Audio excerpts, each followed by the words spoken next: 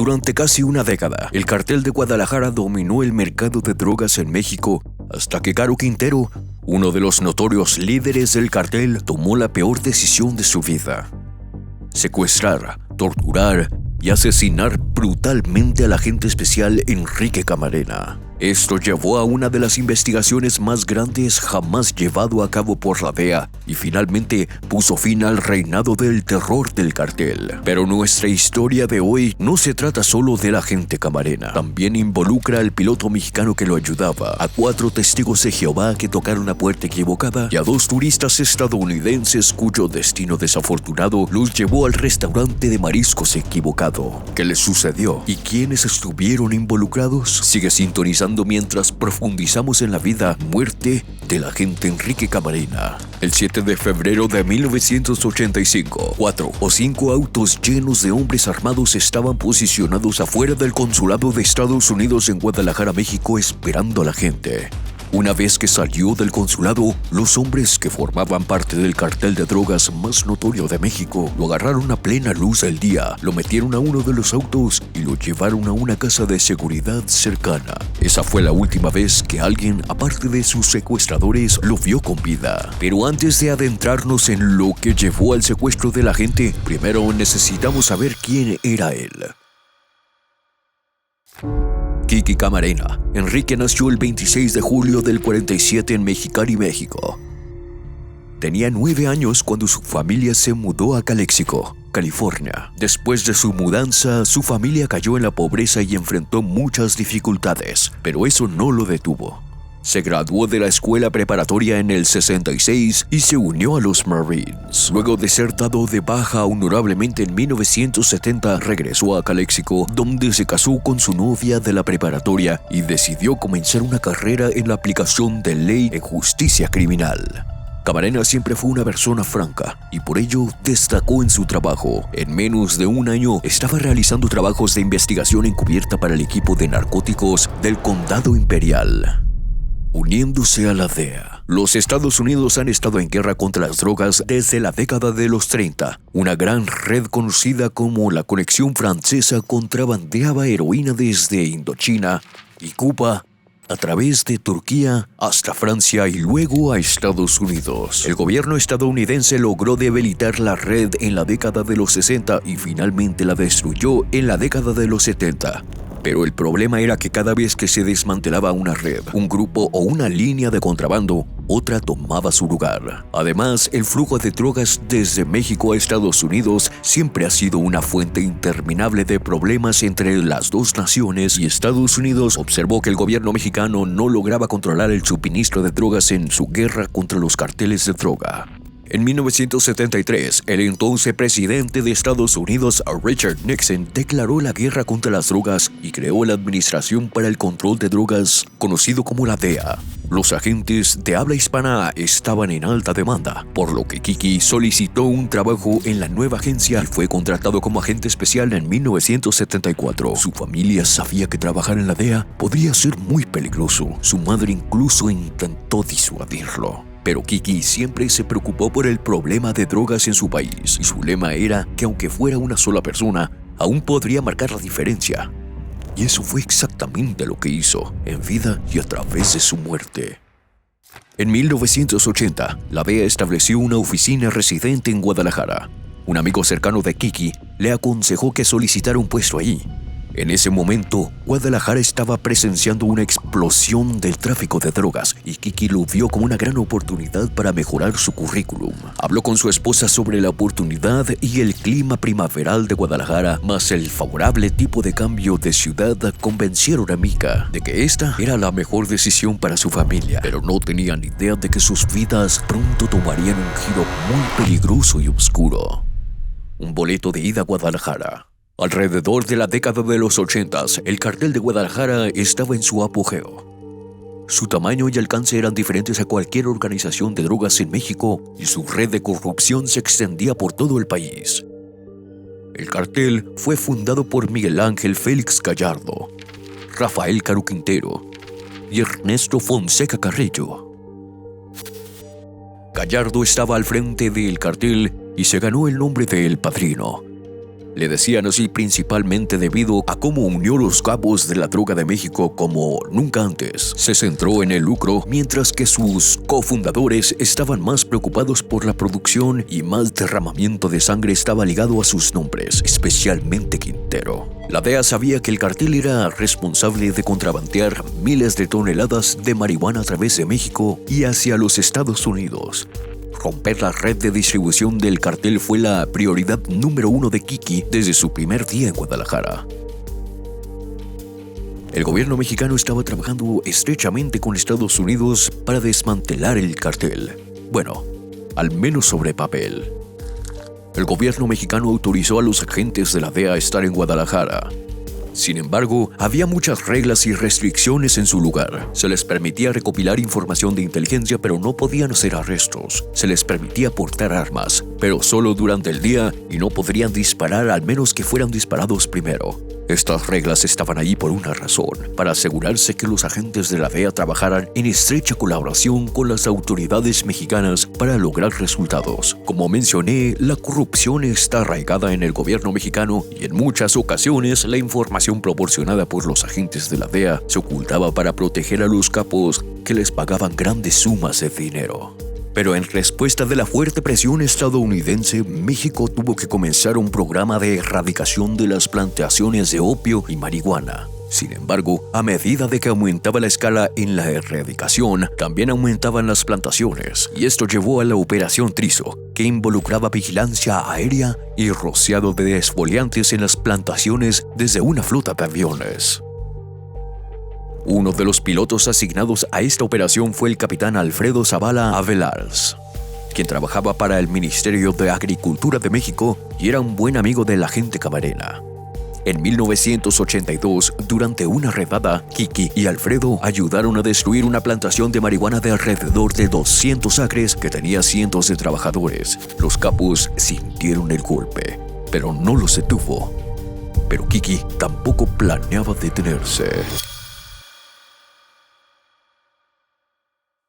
En 1984, Kiki se enteró de una gran plantación en Chihuahua en un lugar llamado Rancho Búfalo. Esto a través de un informante que trabajaba allí. Le informó a su supervisor y le pidieron al gobierno mexicano que les proporcionara fotos aéreas de esa ubicación. Las fotos que recibieron no mostraban ningún sitio de plantación, pero finalmente descubrieron que las fotos eran de años anteriores. Así que Kiki y Alfredo decidieron volar sobre el rancho y tomar nuevas fotos. Confirmaron la existencia del megacampo que tenía alrededor de 2.500 acres, con una producción anual estimada en $8,000 millones. El gobierno mexicano no vio otra salida y tuvo que actuar sobre esta información. Enviaron a 450 soldados que quemaron el rancho Búfalo hasta el suelo. Una plantación de ese tamaño debió haber tenido miles de personas trabajando ahí, pero solo había un puñado presente en el momento de la redada, por lo que claramente alguien aún logró alertar al cartel. Sin embargo, nada pudo haber suavizado este golpe. La incautación fue considerada la más grande en la historia de la DEA, y los capos de la droga que se sentían invencibles durante años, finalmente tomaron conciencia de la amenaza que representaba la DEA. Y su desesperación se convirtió en completa paranoia. Y para entonces, Guadalajara se convirtió en un lugar muy peligroso, no solo para los agentes de la DEA, sino para todos los estadounidenses. Una masacre rampante. A principios de este año, Benjamín y Patricia Mascarenas vinieron a Guadalajara para trabajar con una familia mexicana adinerada. Eran testigos de Jehová. Y después de establecerse en la ciudad, invitaron a dos de sus amigos a visitarlos, Dennis y Rose Carlson, quienes también eran testigos de Jehová. Los 4 amigos tenían como objetivo difundir su fe por la ciudad. Fueron de puerta en puerta repartiendo panfletos y hablaron con cualquiera interesado en saber más sobre su religión. Pero el 2 de diciembre tocaron una puerta equivocada, la de Ernesto Carrillo. Nadie sabía que les había pasado esto a 4 estadounidenses hasta el 2018, cuando 3 exagentes de la Policía Estatal Mexicana hablaron con la oficina del Fiscal General de Estados Unidos y arrojaron luz sobre la masacre que tuvo lugar ese día de invierno. Estos agentes estaban formalmente asignados como guardaespaldas del cartel. Por supuesto, no podían decir que no, sabiendo que les costaría sus vidas, de lo que les ocurrió a esos desafortunados testigos de Jehová.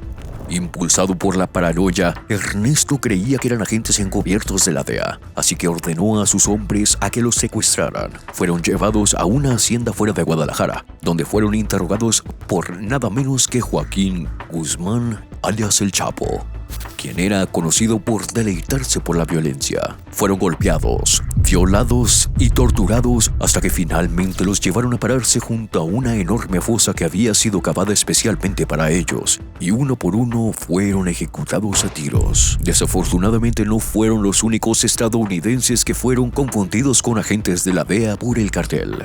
El periodista John Walker viajó a Guadalajara para encontrarse con su amigo Alberto Radelat y encontrar inspiración para una novela de asesinatos que estaba escribiendo. Poco sabía él que su obra en progreso se iba a convertir en una trágica autobiografía. Los amigos acordaron encontrarse en un restaurante de mariscos. Sin que ellos lo supieran, era propiedad del cartel y estaba reservado para una fiesta privada esa noche en particular. Uno de los oficiales se les acercó y les dijo que estaban cerrados, pero Caro Quintero escuchó sus acentos estadounidenses y ordenó a sus hombres que los trajeran adentro. Fueron llevados a una habitación trasera donde el Chapo los torturó con picos de hielo hasta que uno de ellos confesó bajo presión que era un agente de la DEA, aunque no lo era. La tortura se detuvo y los llevaron al Bosque de la Primavera, una fosa común utilizada por el cartel. Y a lo largo de los años, se encontraron cientos de cuerpos ahí. El Chapo mató a John en el acto antes de envolver su cuerpo en plástico. También envolvió a Alberto en plástico, pero lo enterró vivo. La matanza de estadounidenses inocentes continuó, pero había un hombre que realmente buscaban: el secuestro del agente Camarena. Finalmente, una fuente les informó que el hombre que buscaban era Kiki Camarena. Según la DEA, Caro Quintero ordenó el secuestro del agente de la DEA con la ayuda de oficiales corruptos de la DFS, la entonces Agencia de Inteligencia Mexicana. El 7 de febrero de 1985, Kiki salió del consulado de Estados Unidos para encontrarse con su esposa para almorzar en su restaurante favorito, el Camelot. Un hombre mostró su placa de DFS y le dijo a Kiki que los de arriba querían verlo. Kiki dijo que necesitaba informar primero a su supervisor según el protocolo, pero fue sorprendido por muchos otros hombres que le apuntaron con un arma en las costillas y lo obligaron a subir al asiento trasero de uno de los vehículos y lo llevaron a una casa grande en la calle Lope de Vega, donde unas 50-60 personas, políticos, funcionarios gubernamentales y narcos, celebraban el secuestro de la gente. Kiki fue llevado a la casa de seguridad, donde lo bombardearon con preguntas sobre el Rancho Búfalo, los informantes que lo ayudaban y lo que sabía sobre otros sitios de plantaciones. Durante 2 días, Kiki fue torturado sin piedad. Lo golpearon sin piedad, lo quemaron y algunos hombres incluso pisotearon su espalda y pecho. La autopsia arrojó muchas otras lesiones graves, pero no pudieron determinar si fueron infligidas pre o post-mortem. Kiki seguía perdiendo y recuperando la conciencia, así es que trajeron a un médico para revivirlo y darle medicamentos que lo mantuvieran consciente durante la tortura. Mientras tanto, el Chapo secuestró al capitán Alfredo Zavala del aeropuerto. También lo llevaron a la casa y lo torturaron, ya que vieron que el allanamiento no pudo haber sucedido sin él. Finalmente, el agente Enrique Camarena sucumbió a sus lesiones. Y también hicieron lo mismo con Alfredo mientras estaba vivo. Ambos hombres fueron llevados al mismo parque donde fueron enterrados los testigos de Jehová. Comienza la cacería. Caro Quintero estaba emocionado de que el agente Camarena fuera asesinado, pero sus socios sabían que un agente de la DEA muerto no iba a sentar bien en los Estados Unidos. Durante una entrevista, Félix Gallardo dijo que nunca tuvieron la intención de matar a Camarena, ya que quien matara a un agente de la DEA tenía que ser un loco dispuesto a traer sobre ellos la fuerza total del gobierno de Estados Unidos. Y él ciertamente no era un loco. Y así fue exactamente lo que sucedió. El gobierno de Estados Unidos ejerció una presión increíble sobre el gobierno mexicano para encontrar los responsables del secuestro, tortura y asesinato de su agente. Y para dejar el mensaje claro, el entonces presidente Ronald Reagan cerró por completo la frontera entre Estados Unidos y México, lo que comprometió efectivamente la economía mexicana. Así es que las autoridades mexicanas sabían que tenían que hacer algo. Un mes después del secuestro, los cuerpos del agente Camarena y el capitán Zavala fueron encontrados por la DEA a 70 millas de Guadalajara. pero muchas cosas hicieron que la DEA desconfiara de este descubrimiento. Inmediatamente se notó que no había tumbas en el área donde se encontraron los cuerpos, ni tampoco fluidos corporales. Además, el equipo forense descubrió más tarde que el suelo era diferente del que se retiró de los cuerpos, por lo que concluyeron que los cuerpos habían sido enterrados en otro lugar, exhumados y transportados al nuevo sitio. La DEA creía que los capos del narcotráfico mexicano, con ayuda de oficiales mexicanos corruptos, fabricaron un plan debido a la presión que ejercía sobre ellos el gobierno de Estados Unidos. Según este plan, el gobierno mexicano recibiría una denuncia anónima de que el agente Camarena y el capitán Zavala estaban siendo retenidos en el rancho Grupo Bravos en La Angostura, aproximadamente a 60 millas al sureste de Guadalajara. Luego se pasaría esta información a la DEA y en una redada conjunta se descubrieron los cuerpos y se eliminaría la banda de excavación, que por cierto era uno de los mayores rivales del cartel de Guadalajara. Pero las cosas no salieron según lo planeado. Los cuerpos no fueron enterrados a tiempo para ser descubiertos, ya que las personas contratadas para hacer el trabajo simplemente los dejaron a un lado de la carretera cerca del rancho. Este esquema enfureció aún más a la DEA y se puso en marcha la Operación Leyenda, que es, hasta el día de hoy, la cacería humana más grande que la DEA ha emprendido en busca de drogas y homicidios. El agente especial Héctor P. Reyes fue puesto a cargo del caso y finalmente lo resolvió con ayuda de su amplia red de informantes mexicanos. Se recopilaron pruebas, se realizaron arrestos y todo condujo a Félix Gallardo y Caro Quintero. Quintero fue el primero en ser arrestado en Costa Rica y extraditado a México. Posteriormente, Félix Gallardo fue arrestado y ambos fueron sentenciados a 40 años de prisión. Sin embargo, ninguno fue extraditado a los Estados Unidos. En 2013, un tribunal en México acortó la sentencia de Caro Quintero después de que solo hubiera cumplido 28 años en prisión, dictaminado que debió haber sido juzgado en una corte estatal en lugar de una corte federal. La Corte Suprema del país revocó posteriormente el fallo, pero Quintero ya había desaparecido. En respuesta, Quintero fue incluido en la lista de los 10 fugitivos más buscados por el FBI. Ofrecieron una recompensa de $20 millones por su captura. Fue capturado en el 2020 por la Marina Mexicana.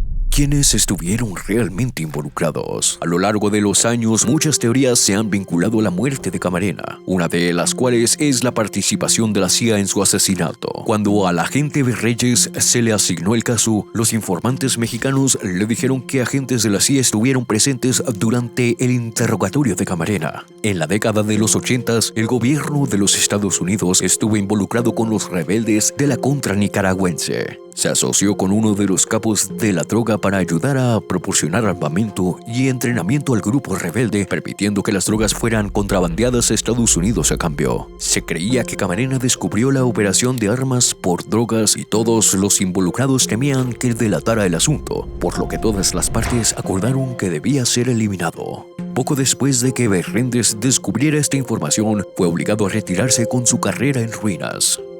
Y si esta ejecución estuvo en manos de miembros del cartel, funcionarios corruptos mexicanos o de la CIA, sigue siendo un misterio. Lo que estoy seguro es que el agente Kiki Camarena realmente hizo la diferencia como siempre esperó. Ayudó a lanzar la mayor represión contra los carteles de droga mexicanos en la historia, y aunque no vivió para verlo, las generaciones después de él siempre se verán beneficiadas por su legado.